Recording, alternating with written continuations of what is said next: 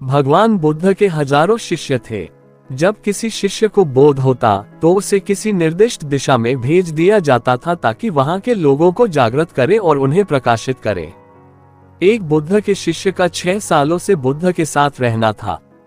एक दिन वह महात्मा बुद्ध के पास आया और कहा, मैंने आपके साथ इतने साल बिताए हैं, फिर भी मैंने बोध नहीं प्राप्त किया है। तुम्हें समझना होगा कि क्या तुमने बोध प्राप्त किया है या नहीं। शिष्य ने जवाब दिया, ओ बुद्ध, मुझे याद है कि मैंने इन 6 सालों में आपके सभी उपदेशों को याद किया है। मैं आज आपके सभी प्रश्नों का जवाब दे सकता हूँ। कृपया मुझे किसी भी दिशा में जाने का मौका दें और वहां के लोगों को आपके उपदेशों का प्रचार करने की अनुमति दें। उसने कहा, ध्यान रखो, ज्ञान का कोई उपयोग नहीं होता जब तक आप उसे अपने भाषण में नहीं शामिल करते। जब तक आप उसे अपने भाषण में शामिल नहीं करते, तब तक आप दूसरों को नहीं कह सकते कि आपने उसे अपने भाषण में लाया है। शिष्य ने कहा, चाहे जैसा भी हो, कृपया मुझे एक मौका दें। मुझ पर भरोसा रखो, मैं अपने ज्ञान से सभी को प्रभावित कर सकता हूँ। मैं लोगों को वह बातें बता सकता हूँ जो उनके जीवन में शांति लाएगी और वे एक शांतिपूर्ण जीवन जी सकेंगे। बुद्ध ने कहा, तुम अभी तैयार नहीं हो।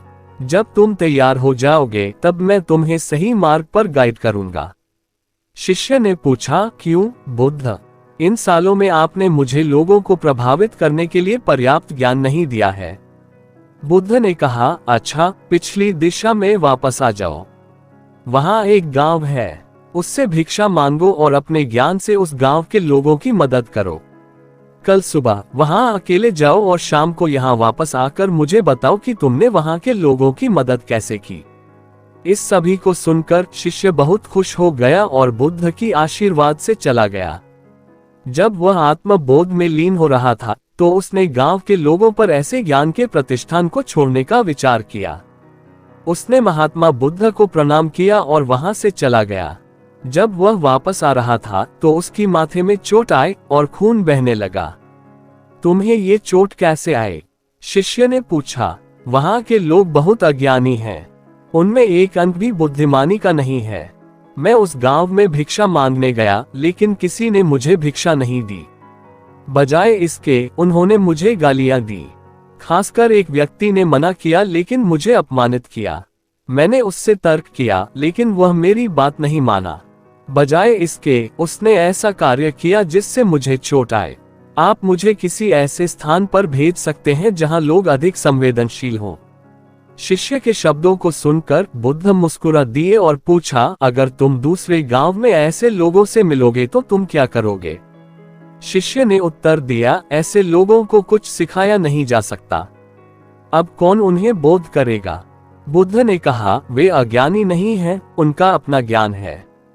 अगर आप किसी अन्य को क्षति पहुंचाते हैं तो वे कहेंगे, ऐसे लोग हर जगह होते हैं, उन्हें अपना ज्ञान कैसे प्रदान करोगे? बुद्ध ने फिर शिष्य को दिन के लिए आराम करने की सलाह दी और शाम को उससे मिलने का आदेश दिया। शिष्य अगले दिन वापस आया, उसके हाथों में चोटें थीं। बुद्ध ने शिष्य की चोटों को देखा और उससे पूछा। शिष्य ने कहा, ओ बुद्ध, आपने मुझे एक गांव में जाने के लिए निर्देशित किया था जहां मुझे ये चोट आए। बुद्ध ने पूछा, वहां क्या हुआ? बताओ। शिष्य ने कहा, मैं गांव में सबसे बड़े व्यक्ति के पास गया लेकिन कोई मुझे भिक्षा नहीं दी। एक व्यक्ति जो इच्छुक लग रहा था मुझे धरते हुए फेंक दिया और मुझे उठा लिया। वह मुझे चुपचाप अपने गोद में रखकर मुझे आशीर्वाद दिया। फिर उसने मेरा आशीर्वाद मांगा। मैंने कहा, तुमने मुझे भिक्षा दी है इसलिए मैं तुम्हें आशीर्वाद देता हूँ। फिर मैं आगे बढ़ा लेकिन कुछ लोगों ने मुझसे कहा कि चले जाओ। उन्होंने मुझे गालियां दी और पत्थर मारे जिससे ये चोट आए। जब मैं लौट रहा था तो मैंने एक माँ को रोते हुए देखा जो अपने बीमार बच्चे के बारे में चिंतित थी। मैंने तुरंत जंगल में जाकर बच्चे के लिए जड़ी बूटियां लाई, लेकिन गांव वाले मुझे उन्हें देने का अनुमति नहीं दिया। मैंने उनसे बेनती की कि मुझे बच्चे का इलाज करने की अनुमति दें। उनका वादा किया कि उनके कहने के अनुसार करूंगा।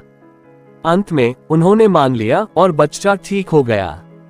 गांव वाले अपने गुस्से और असभ्य व्यवहार के लिए माफी मांगे और मुझे धन्यवाद किया। फिर मैं यहाँ लौट आया। बुद्ध, मेरी एक विनती है, क्या मैं हर दिन उस गांव में भिक्षा मांगने जा सकता हूँ? ये पहली बार है कि उसने ये शब्द सुने हैं। वो बुद्ध के पैरों में गिर गया, कहता है, बुद्ध, अब मुझे समझ आया कि मैं अन्यों को ज्ञान प्रदान करने के लायक नहीं हूँ। बुद्ध ने कहा, हम लोग उसे जैसा ही देखते हैं जैसे हम हैं। हम खुद को बदले बिना किसी और को नहीं बदल सकते। किसी को भी कुछ सिखाने से पहले हमें खुद को बदलना अत्यंत आवश्यक है, क्योंकि जब ये क्रियाएं द्वारा प्रदर्शित किया जाता है तो उसे समझना और स्वीकार करना बहुत आसान हो जाता है। दोस्तों, आपको ये कहानी कैसी लगी कमेंट बॉक्स में कमेंट करके हमें जरूर बताएं और साथ ही चैनल को सब्सक्राइब करें। वीडियो देखने के लिए आप सभी का धन्यवाद।